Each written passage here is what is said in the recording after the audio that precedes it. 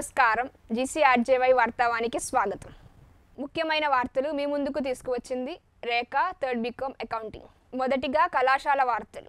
జీసీఆర్జేవై హైగ్లో lab on wheels programme భాగంగా వెదులుపల్లి ZP high school Seethanagaram మండలంలో lab to school programme ద్వారా రసాయన సంబంధిత ప్రయోగాలపై విద్యార్థులకు ప్రత్యక్ష అనుభవం కలిగించారు.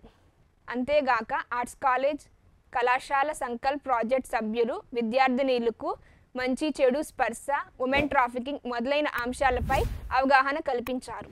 డిగ్రీ ప్రథమ సంవత్సరానికి ఆర్ట్స్ కళాశాలల్లో ప్రవేశాలు ఆన్లైన్ మరియు ఆఫ్లైన్ పద్ధతిలో ఈ ప్రవేశాలు జరగనున్నాయి. ప్రిన్సిపల్ ప్రొఫెసర్ ఆర్కే రామచంద్రరావు గారు తెలియజేశారు.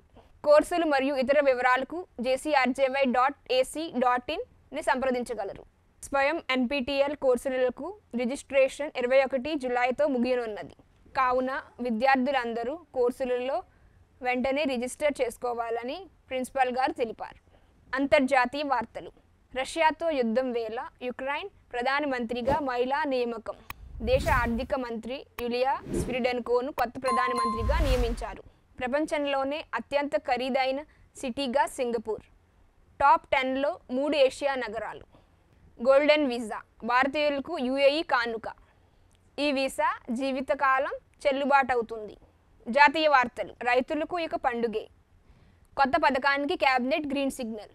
ప్రధానమంత్రి ధనధాన్య కృషి యోజన పథకానికి కేబినెట్ ఆమోదం తెలిపింది. రాష్ట్రీయ వార్తలు. ఏపీలో మరోసారి నామినేటెడ్ పదవుల భర్తీ. నామినేటెడ్ పదవుల్లో భాగంగా వ్యవసాయ మార్కెట్ కమిటీ చైర్మన్లుగా 35 మంది మహిళలకు అవకాశం కల్పించారు. చివరిగా వాతావరణం. రాష్ట్రంలోని పలు ప్రాంతాలలో 5 రోజుల పాటుగా విస్తారంగా వర్షాలు కురిసే అవకాశం ఉందని వాతావరణ శాఖ తెలిపింది.